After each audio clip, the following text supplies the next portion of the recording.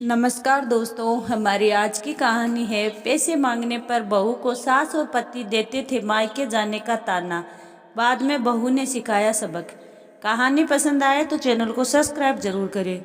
मुझे कुछ पैसों की ज़रूरत है, मान्या ने जैसे ही कहा अखिल का गुस्सा फूट पड़ा।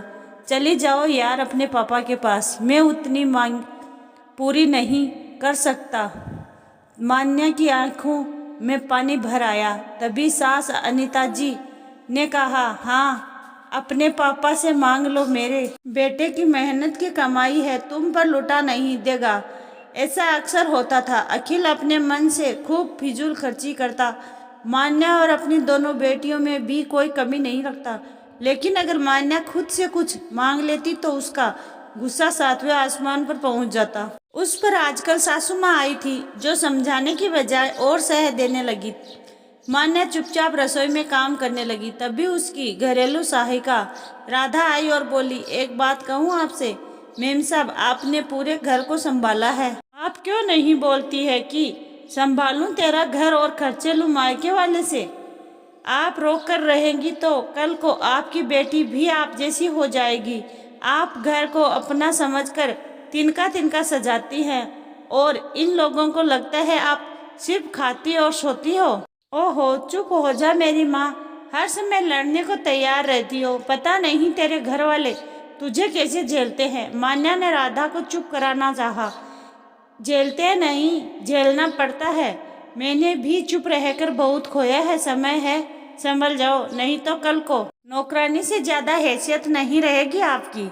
राधा तो बोलकर चली गई, पर मान्या के मन में अनेकों प्रश्न छोड़ गई। कहीं मेरी बेटी भी मुझ जैसी ना हो जाए।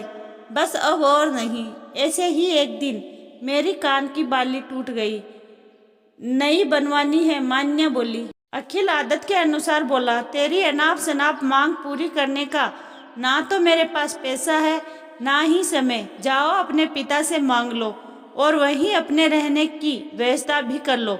क्यों लूँ खर्च पापा से, सारा दिन तेरा घर संभालूं, सारा समय तेरे परिवार को दूं और जरूरत पड़ने पर पैसे पिता से लूं।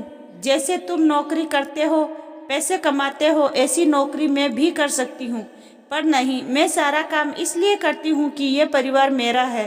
पर तुम लोग अभी भी बाहर वाली समझते रहे।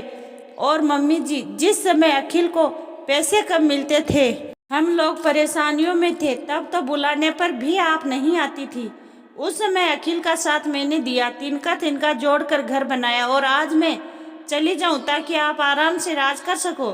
दुख नहीं आया, पैसे आते ही ममता जाग गई। आज से और अभी से तुम मुझे अपने खर्चे के पैसे दोगे, नहीं तो मैं भी नौकरी खोज लेती हूँ। कम से कम अधिकार तो होगा, घर पर हाथ तो फैलाना नहीं पड़ेगा। आज मान्या का रौद्र रूप देखकर अखिल और उसकी माँ की बोलती बंद हो गई। अखिल बोला, शांत हो जाओ, से गलती हो गई, आज के बाद ऐसा नहीं होगा।